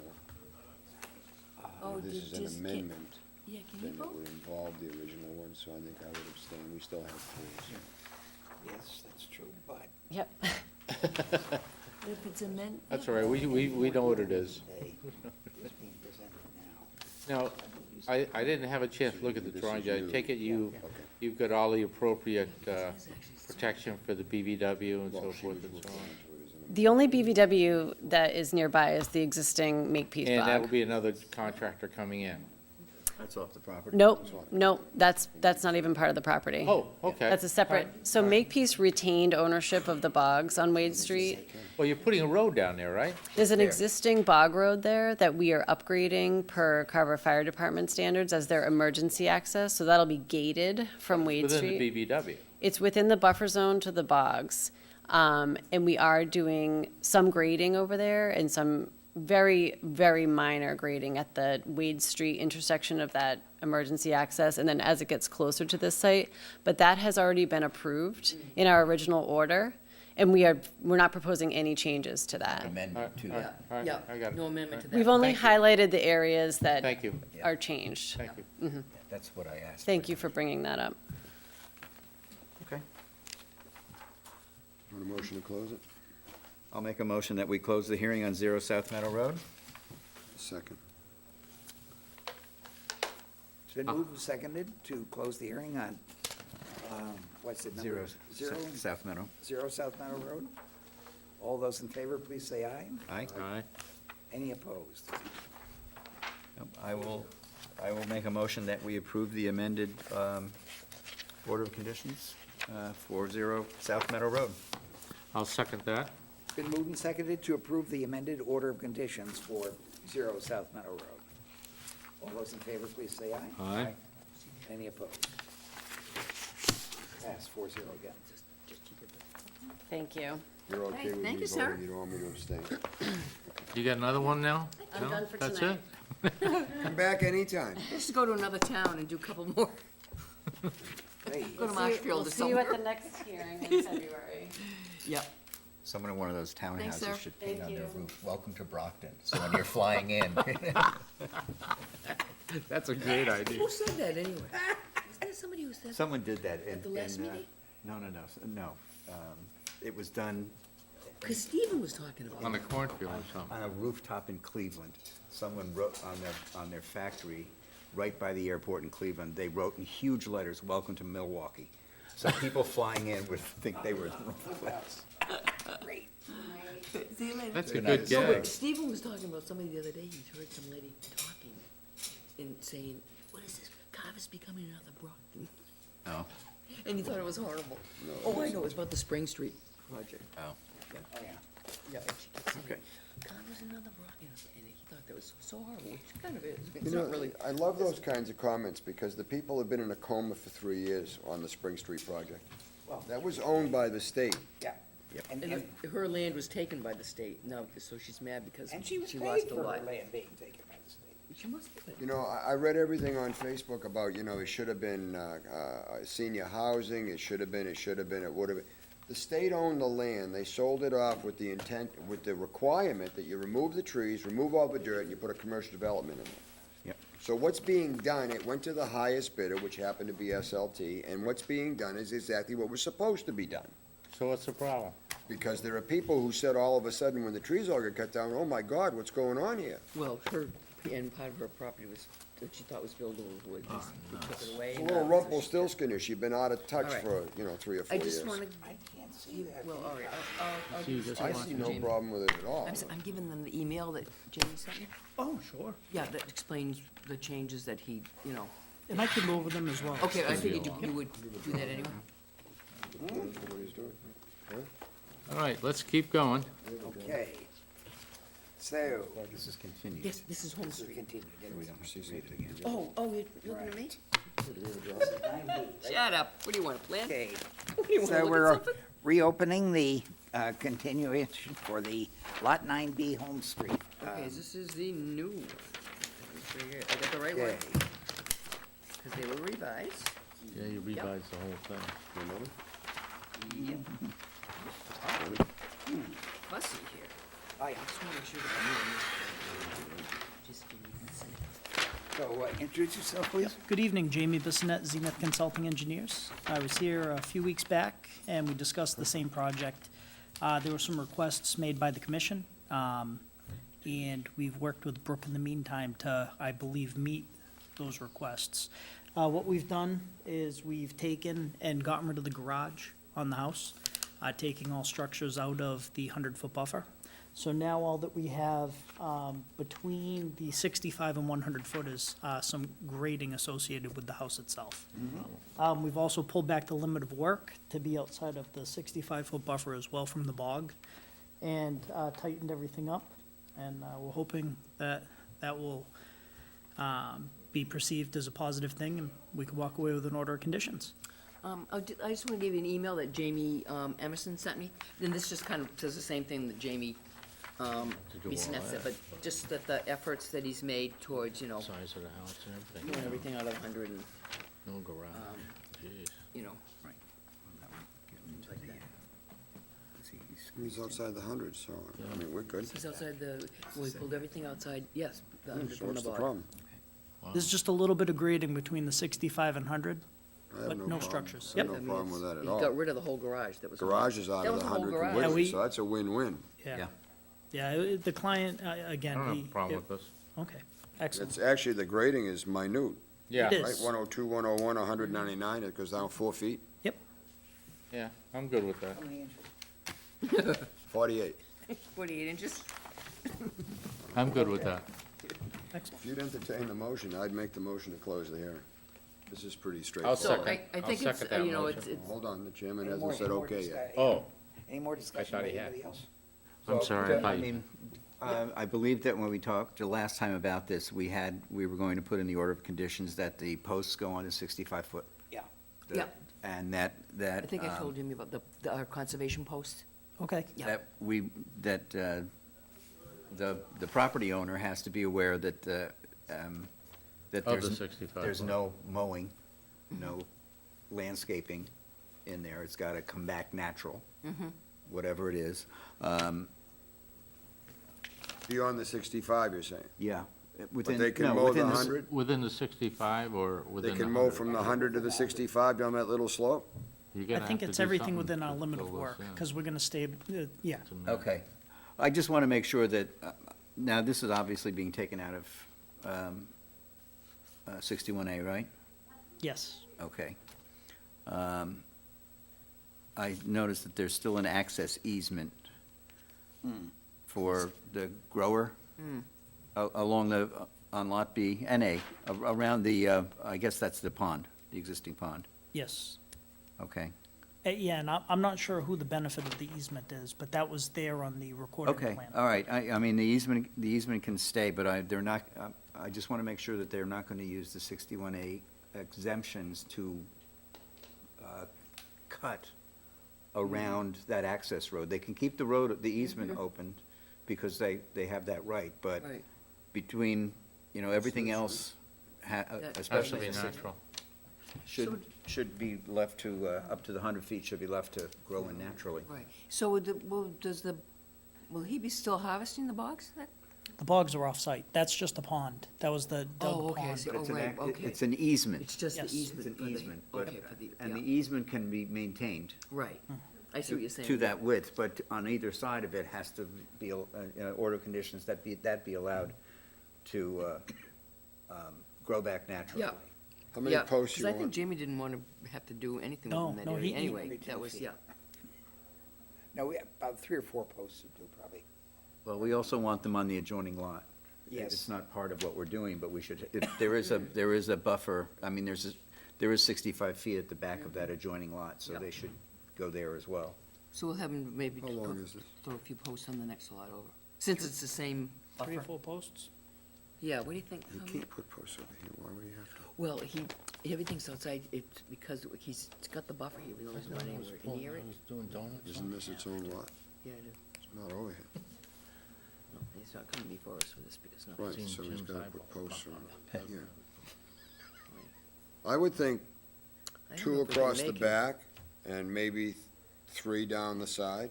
That unreasonable? 5? No. On Lot B? Or On both? Lot B. All right, and then Yeah. another 2 on Lot A. Well, when they I'm do not their doing own, anything when they on do, Lot A, and that's a separate lot, so. Yeah, can we make him do we something? just on talk that? about this Can we lot, we make him can't do go something into on the a lot that he's not working on? It's Not still, really. there's still a 65-foot buffer back But there. I don't think it pertains to, It it's not doesn't germane pertain to to this, the because he's not trying to application. build something over there. Yeah, it doesn't pertain to the He application. wants to do I something don't over think. there, Yeah, then he we can doesn't make him have a- do Can't that say later. anything to them. He has no filing with us on A. There's no filing. Yeah. I I don't don't think we know can if force him we to can put file. something on another lot that he's not developing. Yeah. Because it's yeah. two separate lots, even though Yeah, it's the same owner. right? I'm not aware of any, unless he was to file a notice or some Right, kind of. right. and Then we have Right. purview over saying we Yeah, need yeah. more posts up, but You you're can't not do doing anything anything until on we lot There's nothing A. within, yeah, nothing Is there within a 100. specific sign that you guys have already? We have a town of Carver Loop Template? says, yep, no activity, you can get them from us. They're Yep. 3,500 apiece. Went up a little bit. They're $5. Plus tax. Yeah, we've gone up a little. But I Nice have them, so out. he can just come into the, And- he's bought a couple from me before. It's you guys cash are- money too, right? And you guys are okay with the 3 on the side and the 2 in the rear? I think Yeah. 3 down the side and 2, what's this dimension, Jamie? Do you, without me having to go dig a ruler out? The I know scale? Savory's always got Oh, here one, it but, is, 30 feet. yeah, but what's this big dimension? 150 feet on this, on the limit of work line going back. Yeah. it's about So 100 we'd be like 25 feet apart or 30 feet Yeah, apart that's on the fine, post, we're that's okay fine. So with that? 5, total of 5? Total Equal, of just 5. put down equal distance, that's Yeah. all. Equal You all right with that, 5?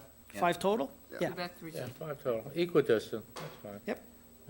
And then no mowing beyond the 65, but you can mow between the 100 and the 65 on that little slope. You okay Gonna with that, have to Savory? maintain it somehow, Well, I mean, it's right beside the house, so you're not gonna want it to grow too crazy. yeah. I don't have a problem with that. Little bit there. Maybe Yeah. no fertilizer, right, no fertilizers. because you got a slope right there, so no fertilizer after the 100, before the 65, so we don't get the fertilizer leaching down in. Yep, best way is to put that right in the order, so there's, Yeah, we'll yep, put it that's in the fine, order. yep. So just basically maintain that naturally. Yeah, it'd be like we've Yeah. done in the past. Right.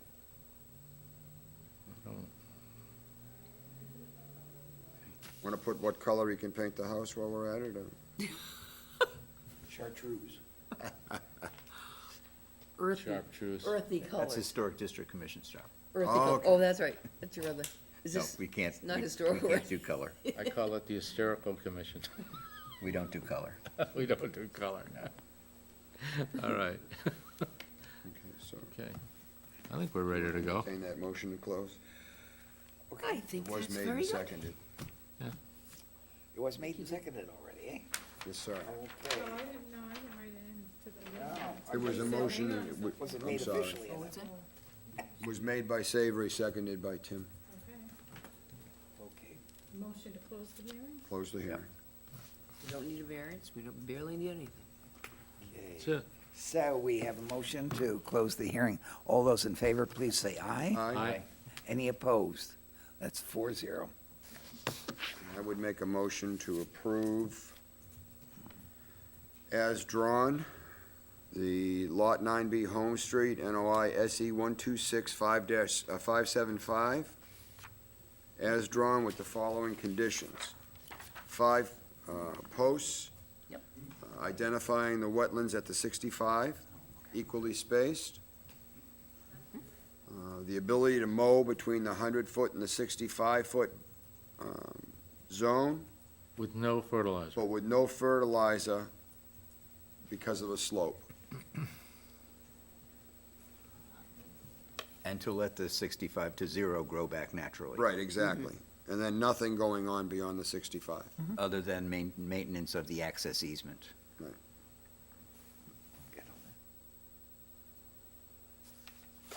Okay. So, Second? I'll second that. it's been moved and seconded to approve the, what are we issuing here? We're doing An order? Order condition. order of conditions, yeah. So, all those in favor of approving the order of conditions for 9B Home Street, please say aye. Aye. Any opposition? Pass unanimous. And thank Mr. Emerson for all his efforts. Appreciate your time tonight. Jamie does a Yeah, nice job. thank you. He's been I mean, he very really helpful went, working with us. Stand up. he really went all out on that one to change things around. Yeah, I'll he tell did ya. on Wenham Street too. Yeah. He does a nice job, Oh, he does, he does. you know, and what I like is that he says he's gonna do something, and that's exactly what he does. Yes. So that carries an awful lot of weight the next time. We go back into the next time, but, Yep, I think you're gonna find that's just the way he is, well, so. it makes life a whole lot easier. Being that way. Makes my life easier. Sure. You don't have to come, we can't beat you up anymore. Yeah, no, And he's gonna I like- get, Pictures with him were a little rough. What? Our first adventures with them were a little rough. It happens with almost everyone, doesn't it? Yeah, we did have a few And way it's back always when a I learning first curve. started. There is. There's a couple old You're gonna ones. get a feel of how, Thank you, Jamie. of what we want too, so that'll, you know, he'll do it in the first place, so instead of having I to think come we're in. learning, you know. That's what I'm getting All right, at. is that it for today? No. Oh, we got the This minutes has to been do. continued, I take it. Oh, yeah, till February Yeah, our 20th. so we minutes to didn't- do. I had it on the old agenda, so Deb wanted to put it on, say it was coming to the 20th. So let's You see, wanna we have go another back to one the somewhere minutes? here, eh? Oh, we think threw the it next out. one- Away? Continued. That's continued. That was until- continued. Until. Yeah, Front yep, that's not till the 20th. I think they requested till the 20th. That was continued. All right. How come you get red? Mine is not red. Just, it's all who you know. Oh, you didn't? Well, we have the minutes You to got the review. little tiny thing, are you kidding me? What happened? Gonna have to get out the cat of nine tails. What happened? Happened. Did you get hit? Oh, ouch. Oh, right here? I didn't. Okay. Oh, he got up, maybe he hit the mic when he closed up his sticks. Isn't that? No? Whatever. Sorry. It's Jim, it was Jim's fault. We didn't do it. Jim hit the microphone with the gavel. Valor did it. Check the videotape. Jim's got a wild gavel up Look here. all we have is minutes, Mr. Chairman. Minutes. Read your minutes. Minutes. Things to Ready do. for December 19th. Oh, my goodness. We can discuss the bylaw changes, will be on the next agenda. What? Well, I think we're gonna, the bylaws, I think we were discussing Oh, about, we were gonna set up a meeting to discuss the bylaw. Right. yeah. Like to do that. Tonight, whenever it's Do the good for minutes everybody. first, I'd imagine. Couldn't we do it at the beginning of the next meeting? Put it on the agenda? There's a lot to talk about, though, so I sort of thought it was like a lot for. I think we should have just February a 6th is separate, gonna be. we should have a separate meeting just for the I bylaws. think we should too. There is a, We have many I don't know if I can changes. work it into my schedule. All okay. right, we'll do it on a Sunday morning. We'll be over at your house for Oh, pancakes. okay, pancakes, all right. Real maple syrup. On page 3 of the minutes, Yeah. on the second paragraph, oh, those are two different people, Kozlowski and Katowski. Oh, It's just both skis, that's all. Okay. Oh, The- Katowski and- I quickly looked and thought that one was a mistake, but they're Page two 3 and- different people. The second paragraph from the bottom. Mr. Oh, Kozlowski from is the bottom, the that was the key. surveyor. He's- And Mr. Kozlowski was a butter and a Yeah. butter. Okay, never mind. oh, you're right, yeah, it was. Okay, I just thought it was a, When was the, so I'll make a motion to approve the minutes of the December 19th meeting as written. I'll second that, or Al, doesn't More than matter. welcome to. Okay. All those in favor of approving the minutes as written for December 19th, please say aye. Aye. All right, Any opposed? That's passed unanimous, 4-0. There you go. Mr. Chairman, if I might, under not reasonably anticipated, if we could set up a date for a meeting to discuss the bylaws. I think that would way be there good, would because be- there's quite a few It's still gotta changes. be a public hearing, it's still gotta be an open meeting, but that'll let us publish it, and Right. maybe we So- just use it for just that purpose. And we have to publish it in the paper also, right? I Yeah. don't Do we have believe to so, just- because we can't change the bylaws, it's just a standard, it's a regular meeting, I think Yeah, only I think as long requires as you an just agenda. post it as a meeting in town. We're putting our agenda together for the No, if bylaws. it's a public meeting, it's gotta be advertised. In the Yes, it newspaper? does. I don't think Okay. it needs to be in the paper, though, I think it needs to just simply be on the agenda on the website. I think that the idea of a public meeting is that it I gets think it advertised. has to be, I think it has to be posted. Definitely has to And be nobody's posted. gonna see it unless they come into the clerk's office and look Well, at that. it should be that's right. posted in On the, the website. in 3 separate places, as I recall. Has to be If it posted has to be advertised in the paper, when is the earliest we could do it? 2 weeks. You need about 10 days Well, before. yeah, I because, don't- and there's a holiday coming up on the 20, Martin Luther King Day, so we're too late for the 6th, I know that. I'd like you to check on that, no disrespect. I understand we have to put them in the paper when they're an NOI, but I don't believe it has to be published in the paper if it's just a meeting for the purpose of, I think you might be right on, I'm not, yeah. because there's nothing we can do to vote on it. We can go over the bylaws and decide, okay, this is what we want to present, but town meeting Right. still has to approve them. Well, There is Right. room Board of for Selectmen And input. we're has to approve not it. voting on And anything. then I the think Attorney anytime you General have, has to approve. Yeah. every time we have a meeting, we have to publish the meeting. Well, it would be Would on the be on calendar, the it would be on the agenda. website. Yep. Yeah, but who, how many people in Carver, 10% know how to look at that schedule of meetings, so on and so forth? That people come in and tell us, well, I didn't know it was gonna happen. Most people don't know how to look for that. But we aren't really inviting anybody. We're not invited, but you Well, it's still an have to open make meeting, so- the public aware of it. Right. We could hire a guy with a, And you that know, covers a lot. skywriting plane to fly overhead and, Could, you know, could do that, that'd spritz be a smoke easier. signal out. I don't know. It's a good, I'll have to ask, I'll ask, I It think doesn't all that's matter, let's, required is Yeah. an I'll agenda. ask Stephen if we have to put it Okay. in the paper. Because I think we do, but Okay, yeah, Because that's gonna determine when we can have it. I mean, Yes. it's gotta be the sooner the better, because we've gotta Right. move on it to get Well, I it. would have to say we do the one, no matter what, we're not gonna do the one the 6th. We have a lot going on. Why don't we do the following meeting, which we is could the do it the week after the 6th. the week How after much the do we have 6th. on the 6th? We've got like 3 now. yeah, let's We do We it, just got another one today, we got one. let's Yeah, do just it, the we can one. do it on the I 7th, just think 8th, it's- I mean, I myself would rather not sit here after the meeting. you know, we can do it, Well, it has to remain recorded. So it's gotta remain taped. We need to keep Mary Ann for minutes. All right, so the 13th? So, I mean, we'd have to bring those people back, right? no, why not just do it the No, 20th? nobody's really coming to this meeting, it's just us.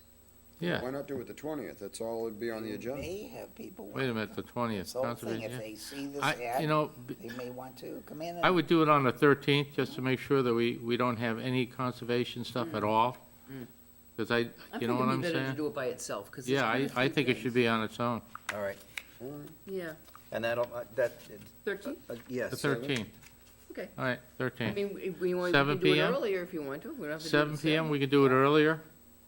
What do you think, Jim? Best we can do is 6. I'd rather keep it to 7, just to, 7? Yeah. Okay. That's right. fine with me. All right, so Okay. that's the bylaw thing on the 13th, okay. All right, hold on. but we're gonna Bylaw check and meeting make for sure the that, conservation at Does it 7 need to be PM. published? advertised. Or it does? All right. Either one or the other. So if it doesn't, well, even if it doesn't, we'll just keep it the 13th anyway? yeah. Okay, Got Yeah, it, 'cause we can make that date no matter what now. right. all right, So So we we're have Concom the 6th, the 13th, and the 20th. yeah, babe, Triple header. Yeah.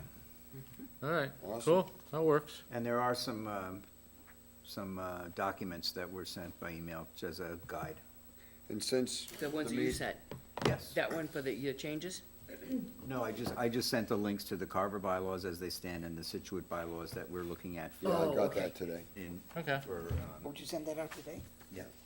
And I made you a copy of the buffer zone stuff at least, but there's other stuff in there. Yeah, you there's like. other stuff, I think that we should be familiar with what Situate says, because there's a lot of good stuff in there that I think what we want to try to do is. About the vernal pools and stuff. Right, but the more clear that we make our bylaws, the easier it's going to be, not only for us, but for people who want to build, Yeah. because they're going to have a, Well, Situate's going through a pretty big building boom right now. I know Toll they Brothers are. is building a huge but project. the less down in- gray area there is Sure. in the bylaws, the easier it's going to The be better, for potential yeah. builders to know what is and is not allowed, so.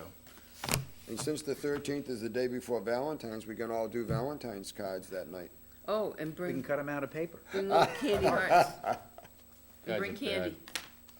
I remember when I was a kid. There's an handing little- announcement about the MACC spring Conference. meeting, annual environmental conference up at Holy Cross again. I got a few things listed. And then there's something else, the Buzzards Bay Yeah. Coalition, their group is having something, I don't know if you wanted to go to that. Okay.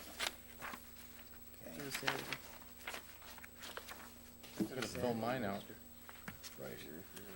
I didn't get anything about the business. Oh, this one. Okay, yes, I'm sorry. I did get it. Alrighty then. Okay. And then get about Worcester. Oh, man, trust communications. Okay. There. Now, we have a party here.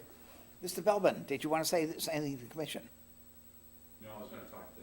Oh, All right, so I'll make a motion that we adjourn. I guess so. Did we? Oh, we No, did? you stop writing? How come his TV Look still at the on? look on her face, the poor I girl. don't remember adjourning. Second, No, we, The TV's still on. Yeah, because you didn't go through with it. Oh, whoops. I'll make a motion to adjourn. Okay, a Second. motion has been made and seconded to adjourn. All those in favor, please say aye. aye. Aye. Any opposed? Pass unanimous. We really are.